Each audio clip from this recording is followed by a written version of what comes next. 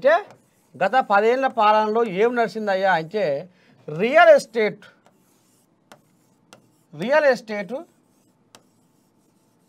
నడిపించిండు పెద్ద మనిషి. ఇప్పుడు ఫామ్ హౌస్లో జోలపాట వాడిపించుకొని తమాషగా నిద్రపోతున్న కేసీరావు. మరి ఏంది ఏం కథ? మరి రియల్ ఎస్టేట్ ఏం చేసిండు? పోలీసులను అడ్డం పెట్టుకొని ఏ రకంగా నిర్బంధించిండు, ఏ రకమైన పరిపాలన చేసిండు అంటే మనం ఇప్పుడు చెప్పుకోక తప్పదు.